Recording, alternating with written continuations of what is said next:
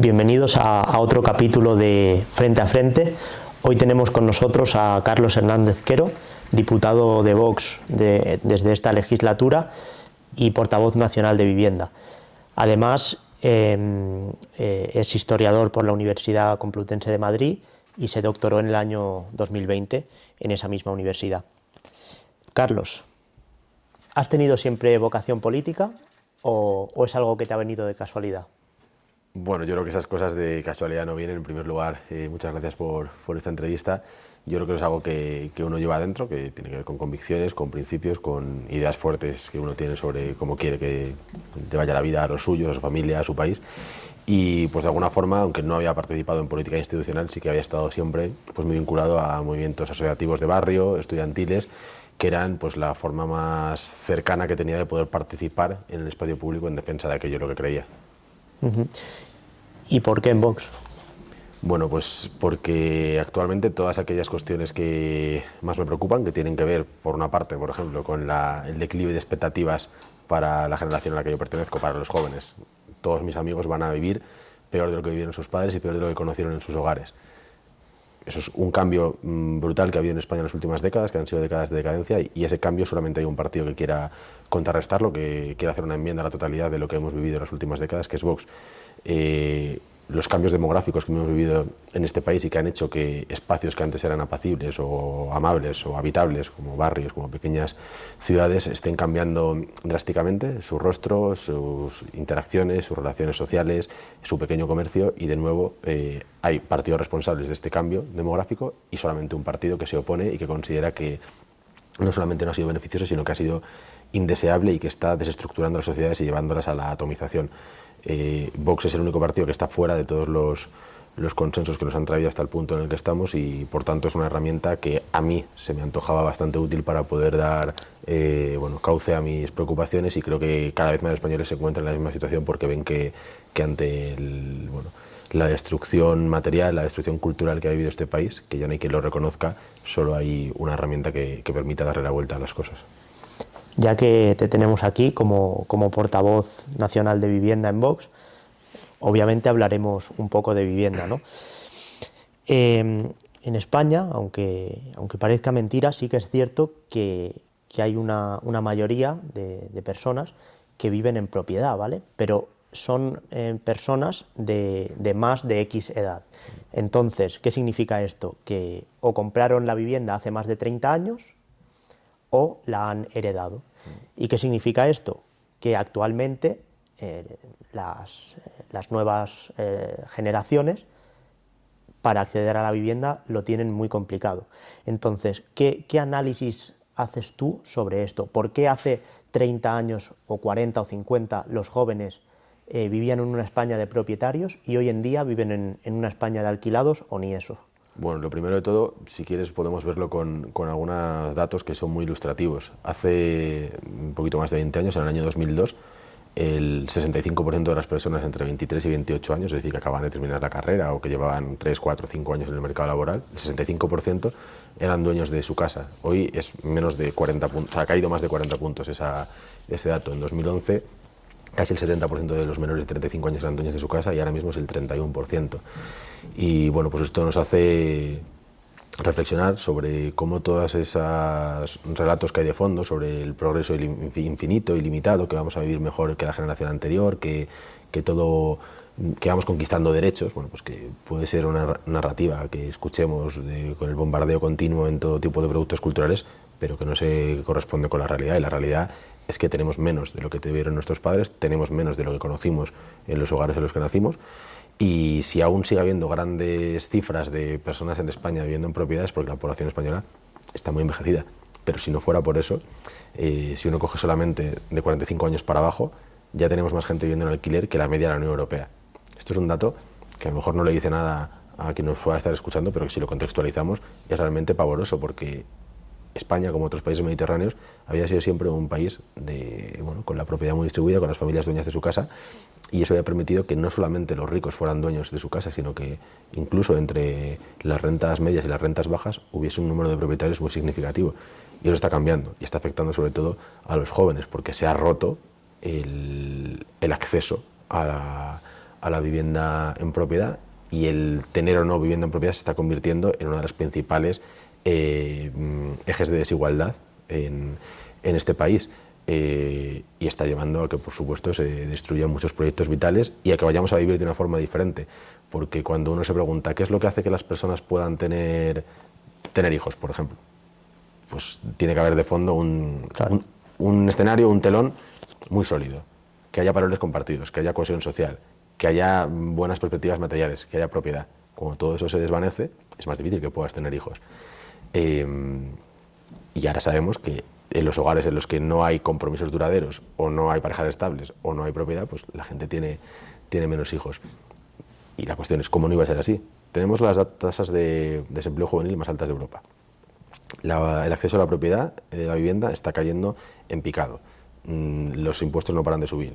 La deuda pública no para de subir. Las oportunidades en la mitad del país se han desvanecido y solamente hay oportunidades en Madrid, Barcelona, Valencia, Bilbao, Málaga. Bueno, pues el resultado es que en lo relativo a la vivienda hemos pasado de ser ese país de propietarios a ser un país de precarios sin casa, de gente que está viviendo en alquiler y que además no tiene la expectativa de dejar de hacerlo. Eso es lo más preocupante, ¿no? Porque uno puede decir, como primera vía de emancipación, estoy alquilado hasta que consigo ahorrar, pero es que el precio de la vivienda crece mucho más rápido que la capacidad de ahorro de los españoles, y entonces se va esfumando, se te va alejando de la mano y nunca puedes llegar a tocar el ser dueño. Y ahora mismo lo vemos con jóvenes, pero esos jóvenes en algún momento dejarán de ser jóvenes. Y ahora estamos acostumbrados a que todos nuestros abuelos y todos nuestros padres sean dueños de su casa, pero dentro de 20 y 30 años no va a haber abuelos ni padres dueños de su casa. Y eso es un drama absoluto, porque significa una vida continua en la precariedad, en la inestabilidad residencial, negociando en un mercado inestable un bien que no se termina de pagar nunca, del que nunca eres dueño. Y bueno, pues va a llevar a cambios muy drásticos y muy severos en cómo nos relacionamos, empezando porque cada vez más bueno, pues vamos a ser nómadas y vamos a estar moviéndonos, y ahora estamos en un piso compartido, y si de pronto te va un poco mejor estás en un alquiler tú solo, pero de luego otra vez puedes ir al piso compartido, al hacinamiento, al no conocer a tus vecinos, porque todos vamos a estar en un perpetuo movimiento en el que no echamos el ancla en ningún lugar y no sentimos que pertenezcamos a ningún lugar. Hay una cosa muy interesante que has dicho, que es la disminución de la capacidad de ahorro de los españoles, ¿no? Porque bueno, sí que es cierto y es bien sabido por todos que el precio de la vivienda ha subido exponencialmente, pero quizás lo que no se dice o no se expone tanto es que la capacidad de ahorro de los españoles ha bajado, o dicho de otra manera, que han tenido quizás mayores gastos en otros ámbitos, ¿no? Como por ejemplo, hoy en día muchas familias, antes al igual hace años, un niño que fuera a un colegio privado era alguien de la alta esfera o alguien pudiente. Hoy en día muchas familias de clase media, incluso media tirando abajo, llevan a sus niños a colegios concertados o privados por lo que significa llevarlo a uno público, ¿no? Entonces, ¿no podemos achacar también un poco, no al igual como principal problema, pero sí como una masa más, este gasto extra que hoy en día... Es un ingrediente más que sin duda hay que tener en cuenta, es algo que está en la ecuación. ¿Por qué? Porque ha habido una merma de poder adquisitivo, una merma de capacidad de compra de los españoles, una subida brutal de precios, por ejemplo, de la cesta de la compra, de gastos en suministros básicos. Al mismo tiempo se ha encarecido la vivienda, pagamos más impuestos, tenemos peores salarios en relación con la inflación acumulada, y además es que las redes de solidaridad se han quebrado. El estado de bienestar está pensado precisamente para que haya una serie de servicios que se brinden, que protejan a los más desfavorecidos, a los más vulnerables, como puede ser, y que garanticen que todo el mundo tenga cierta igualdad de oportunidades en lo relativo a acceso a salud, en lo relativo a acceso a educación. ¿Qué ha pasado? Que en este país hemos metido a muchos millones de personas que han colapsado los servicios públicos, y que pues, los hijos de todos los inmigrantes que han llegado a España han ido al colegio público, han ido al centro de salud, han ido a las urgencias públicas, y eso ha llevado a que las familias españolas de pronto hayan tenido que contar con que una parte de su sueldo, que antes podían destinar para otros gastos, que tienen que ver con consumo, porque ahora consumimos menos gasto no necesario que hace 20 años, ahora tienen que dedicarlo, tienen que guardar una parte más a transporte, a seguridad, a sanidad, a educación, porque claro, antes la persona que volvía sola a su casa y ahora la casa es insegura, la calle es insegura, tiene que cogerse un taxi hasta la puerta de su casa, o un Uber hasta la puerta de su casa. La persona que antes sabía que su hijo iba a tener oportunidades muy buenas para prosperar social y culturalmente si iba a un colegio público y ahora sabe que en el colegio público los compañeros de su hijo pues, no van a ser personas con las que él pueda estar interactuando, que tengan un nivel social, cultural, bueno, que compartan de fondo valores y cultura, pues, oye, pues me lo tengo que ahorrar una parte para llevarlo a un colegio concertado, si puedo a un colegio privado, si puedo o si no puedo, tengo que buscar qué hago con mis hijos por la tarde, porque ahora las dos cabezas de la familia tienen que estar trabajando para poder pagar esos pisos inasequibles, y eso quiere decir que por las tardes hay niños que están solos o que tienen que estar en clases extraescolares para quien puede pagarlo, que de nuevo tiene que destinar una parte de dinero también para clases extraescolares, cuando antes a lo mejor estaban los niños jugando en la calle, pero es que ahora pasan dos cosas: que no hay niños en la calle y que la calle es un espacio inseguro porque el espacio público ha sido ocupado por otras personas. Y lo mismo sucede si uno va en metro o si uno va a urgencias. Si uno va en metro, viajar en algunas líneas de metro es la mayor experiencia de radicalización política que pueda existir y que convierte a la persona media de izquierdas en un extremo derechista peligroso. Pero es que además ir a urgencias, y cuando uno va a urgencias, pues se supone que va en un estado de inquietud, ansiedad, incertidumbre, temor, preocupación, pues lo que se encuentra es que tarda mucho más en ser atendido de lo que tardaban sus padres, porque hay muchas más personas esperando a ser atendidas. Muchas personas que además por su nivel económico no pueden acceder a sanidad privada, y lo que acaban forzando es a que el españolito medio tiene que acabar sacándose su seguro privado si no quiere comerse esperas de días enteros mientras van llamando a Mohamed y a Wilson todos los días hasta que le llaman a él en la sala de espera. Claro, has comentado estos gastos extra, ¿no? Como pueden ser educación, sanidad, transporte ligado a la seguridad, pero ¿qué podemos decir de estos gastos hormiga o caprichosos que a veces se le atribuye un poco a la generación de jóvenes? Claro, te gastas el salario en un viaje o en Netflix, o en lugar de tomarte el café en el bar, cómpratelo en un súper, ¿no? ¿Hasta qué punto es cierto esto o hasta qué punto es más bien una frase popular? Bueno, yo creo que es un mito, porque cuando uno acude a los datos, lo decíamos antes, en lo que ha aumentado el gasto de los españoles es en todo lo básico, en todo lo necesario. No ha aumentado el gasto ni en imagen personal, ni en viajes, ni en restauración, ni en ropa, ni en muebles, ni en decoración de la casa. En todo eso no ha aumentado el gasto. Y si no ha aumentado el gasto, es porque hay otras partidas que le están llevando eso, que son las que llevan a una situación de necesidad acuciante a las personas. Y puede parecer mentira porque vivimos en la era de la imagen y del consumo, pero lo cierto es que los españoles gastan menos en gasto no necesario que hace 20 años. Lo que sí que sabemos es que es un relato muy reconfortante para quienes nos han traído hasta aquí, porque claro, es una forma de escurrir el bulto. Si tú destruyes la capacidad adquisitiva de las familias y tú destruyes un país, y en lugar de tener que responder los dos actores de esa destrucción, que son el Partido Popular y el Partido Socialista, te dedicas a decir que es culpa de los chavales que se han ido a Tailandia, a Ámsterdam, o se han tomado unos vermús, oye, pues es cojonudo, porque estás culpando a otro. No, pues que aquí hay partidos que han gobernado, municipios, regiones, a nivel nacional y en Europa, repartiéndose el pastel, tendrán que rendir cuentas de lo hecho y no culpar a una generación que a lo mejor, como ya hemos mencionado en otras ocasiones, a lo mejor precisamente vive en la caña, en el vermú y en el viaje porque se le ha negado cualquier otra posibilidad de desarrollo personal, y por tanto, como no puede ahorrar, dice, pues al menos no voy a estar sin poder llevarme ni siquiera una alegría al cuerpo. Porque, bueno, además del problema del poder adquisitivo y del aumento exponencial del precio de la vivienda, no podemos culpar también a aquello más cultural, porque, por ejemplo, parece que se ha romantizado o que es muy guay, muy moderno esto que le dicen ahora del co-living, el coworking, las suscripciones, vivir una vida de alquiler, no en vivienda, en todo. Entonces, ¿no crees que también influye un poco el factor cultural? Bueno, por supuesto.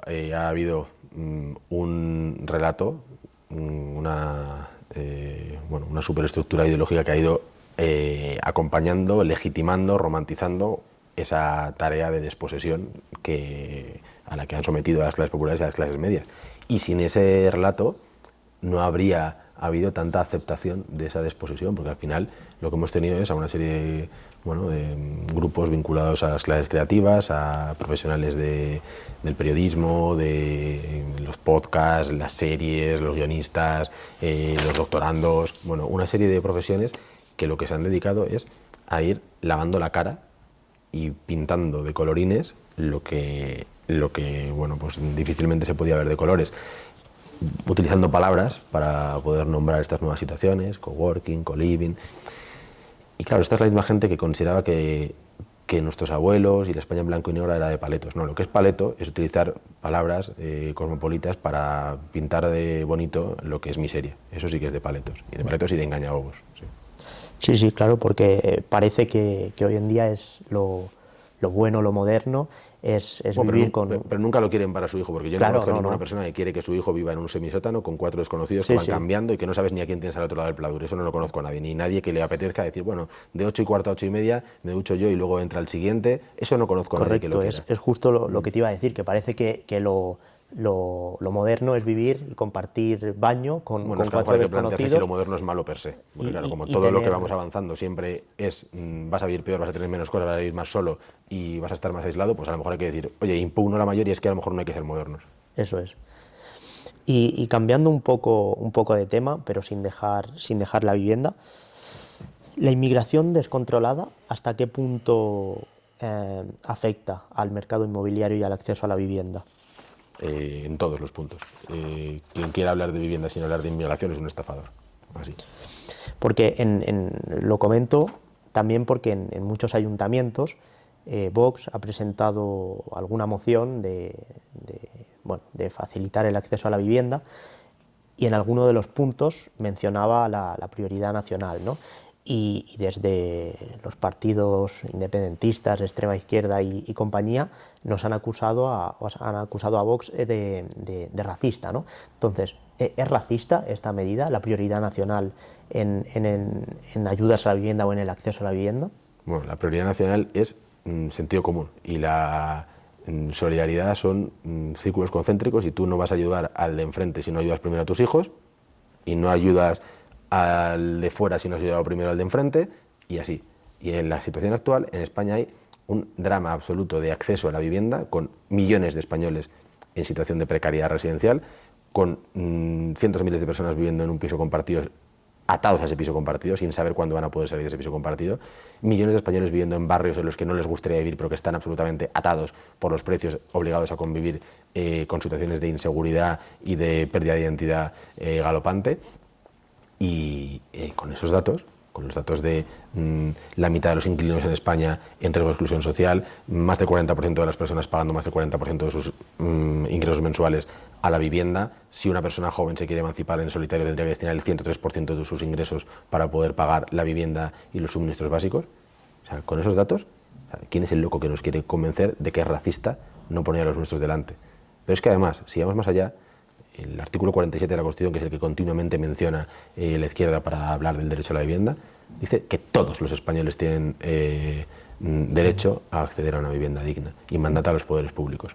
Es decir, la vivienda social la tienen que hacer los poderes públicos.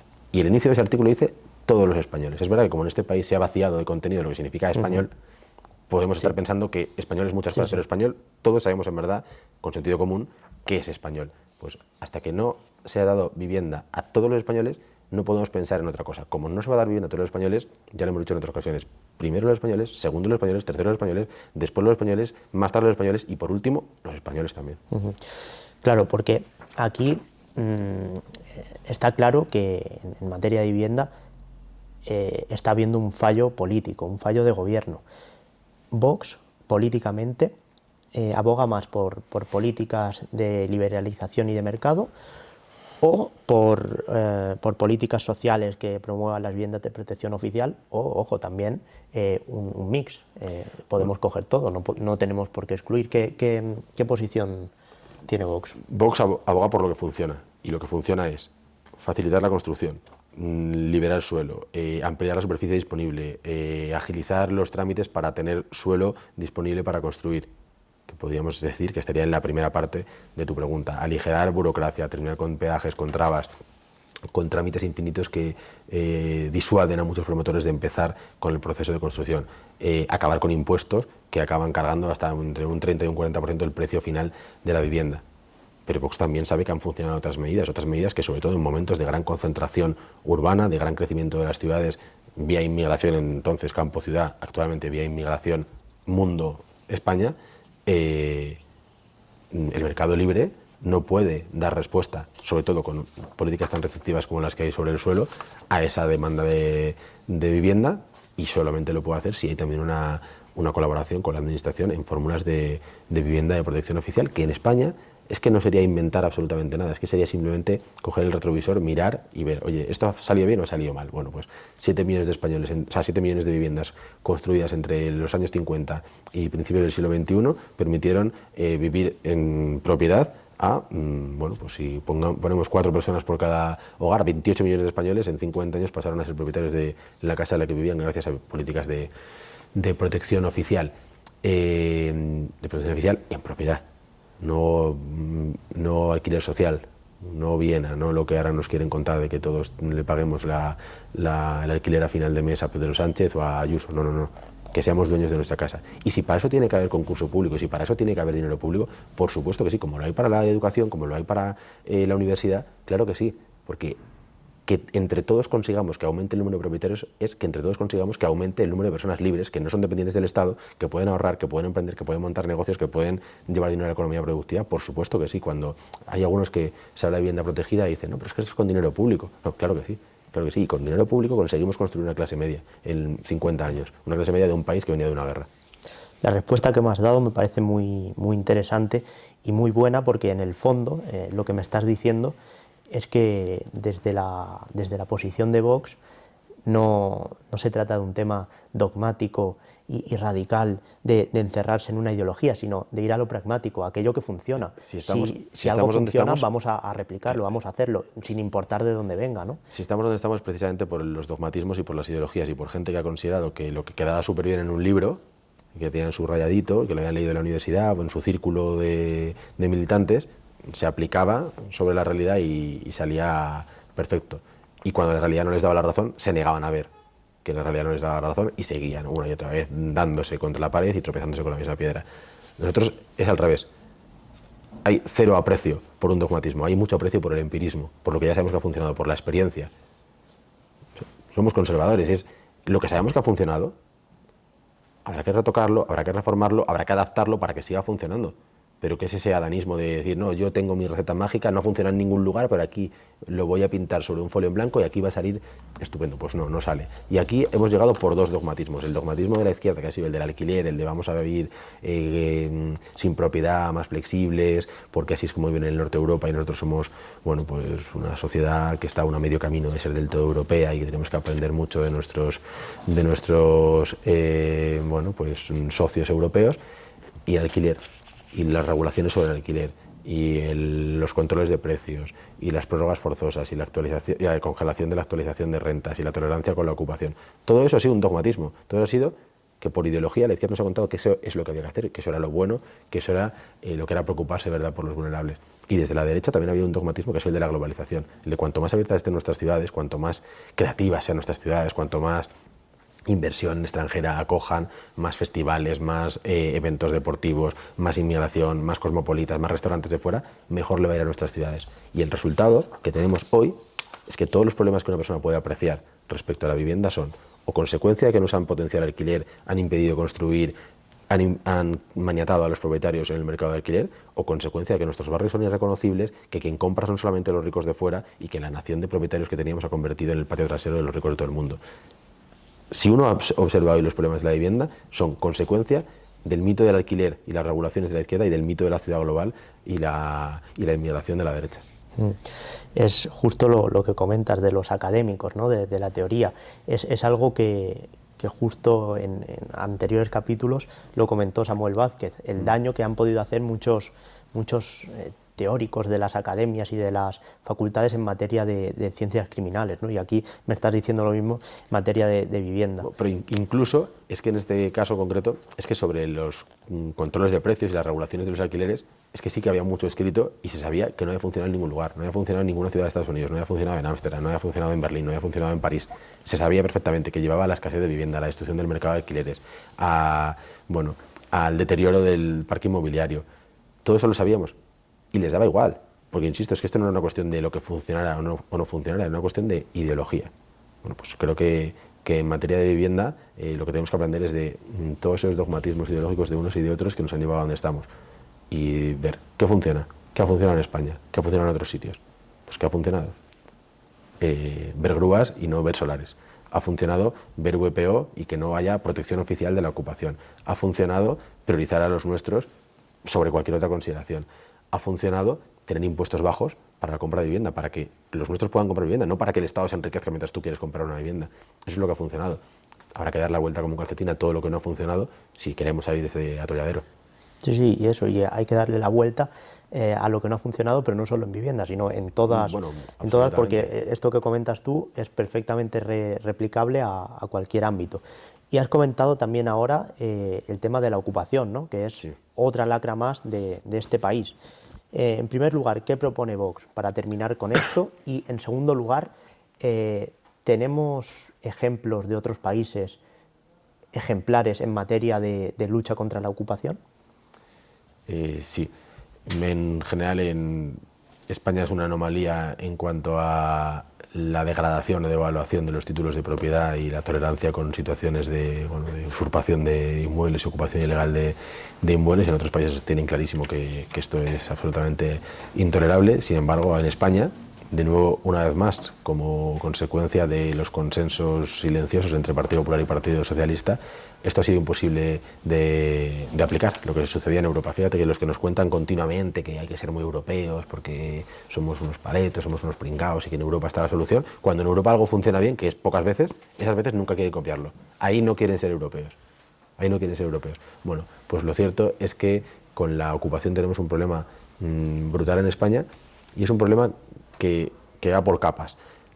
Actualmente la izquierda nos cuenta que la ocupación es el 0,006 del parque de viviendas y claro, uno dice, joder, claro, pues si es el 0,006 es que no afecta a nadie. Bueno, a lo mejor hay que plantearse cuántos son las personas que son receptoras de políticas identitarias o de políticas transgénero en España para ver si son el 0,006 y si es la cantidad lo que da la medida de si sobre algún tema hay que hablar o no. A lo mejor es que la mitad de obsesiones de la izquierda se callan como un castillo de naipes y no había que hablar de ellas. Pero es que lo cierto es que este dato, bueno, pues es bastante fake, es bastante falso, porque hace referencia al último dato conocido del Ministerio de Interior, que dice que hay 16.400 denuncias por usurpación el año pasado.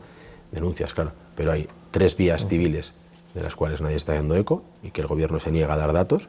Nosotros los pedimos continuamente, que el gobierno se niega a dar datos. Ahí sabemos que hay decenas de miles de demandas civiles vinculadas también con ocupación y sabemos que la mayor parte de las personas, sabiendo que lo que les espera es un laberinto de años hasta poder recuperar la posesión, optan por vías extrajudiciales de resolución del conflicto, optan por darte dinero por debajo de la manga al Ocupa, por coger a una empresa de desocupación, por irte con tus amigotes y con tu primo a echar a los tipos que están ahí, y eso es incalculable, inmensurable. Y eso ya estaría afectando, según la plataforma Afectados por Ocupación, a unas 100.000 personas. Pero es que igualmente el dato se queda corto porque al que vive al otro lado de una casa ocupada, en el rellano, al otro lado del rellano de una casa ocupada, también le afecta que haya una casa ocupada. Claro. Le afecta la vandalización de zonas comunes, el deterioro de zonas comunes, que haya las actividades ilícitas que ahí se puedan hacer, no se limita, que haya armas, que haya drogas, que haya... Claro, eso también te afecta. Entonces está afectando a toda una comunidad y afecta en última instancia sobre todo en el caso de la inquiocupación, a los inquilinos de buena fe, a los inquilinos honrados. ¿Por qué?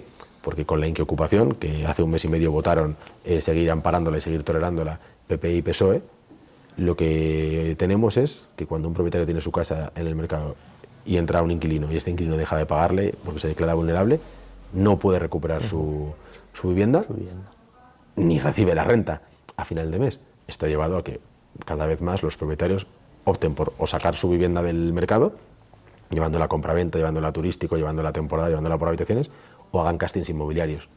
¿Y eso qué quiere decir?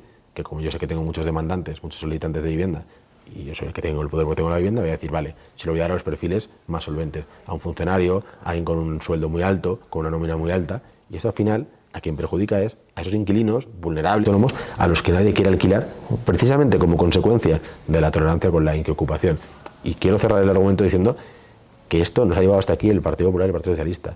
En 2015 la reforma del Código Penal que prácticamente hace gratis usurpar un inmueble, y con el decreto 11-2020 que admite, tolera y ampara por primera vez la ocupación, la inquiocupación en el contexto de pandemia, que se ha ido prorrogando año a año y que se ha vuelto a prorrogar este año con la excusa de las pensiones, para que de nuevo tengamos un año más en el que los propietarios están maniatados y en el que en consecuencia va a haber cada vez menos casas en alquiler, porque se piensa que es que si tocas una parte de la ecuación la otra no se ve afectada. Y claro, pues evidentemente si tú tienes una casa y tu objetivo es a final de mes recibir un dinero y dejas de recibirlo, buscas las vías para que eso no pase, y entre ellas está sacar tu vivienda al mercado. Y ahora tenemos que la mitad de casas en alquiler que en la pandemia.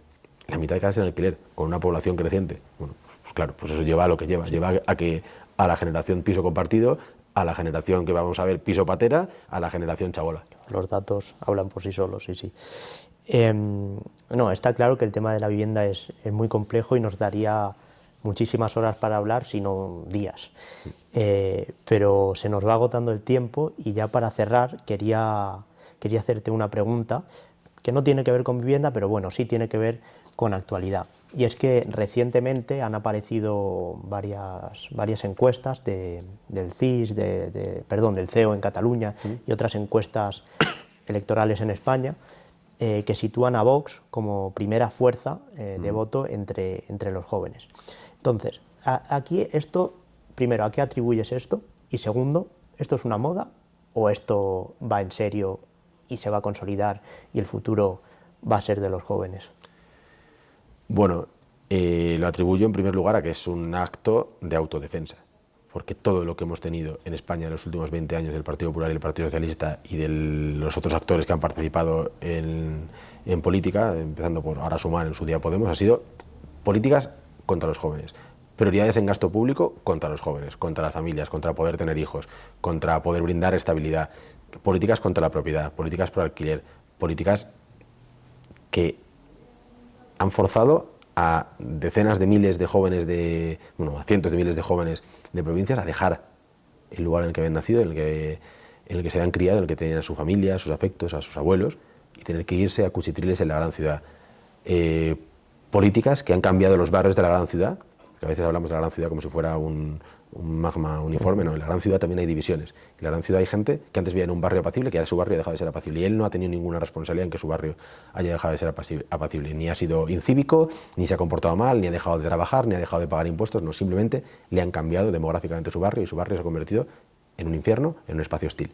Y claro, pues los jóvenes, que además no tienen la mochila del voto, de llevo 20 años votando al PP o 20 años votando al PSOE, sino que nazco a la vida pública y me encuentro lo que tengo, y dicen, bueno, ¿quién ha generado todo esto? ¿Quién ha generado el adoctrinamiento en los colegios? ¿Quién ha generado la romantización de la que tú hablabas de la pobreza? ¿Quién ha generado, quién ha situado sobre el primer plano prioridades que no tienen que ver con las que los jóvenes tienen? ¿Quién ha generado que el principal problema es la emergencia climática y no la demográfica? ¿Quién ha generado que tenemos que estar hablando del género y las ES y Baltasar es negro o no es negro y no sé qué otras idioteces, en lugar de estar hablando de la posibilidad de acceso a una vivienda, de la cohesión social, de que la educación ha dejado de ser un pasaporte para ascender socialmente, de que los barrios son irreconocibles, de que el comercio ya no responde a las necesidades de los vecinos? ¿Quién ha generado eso?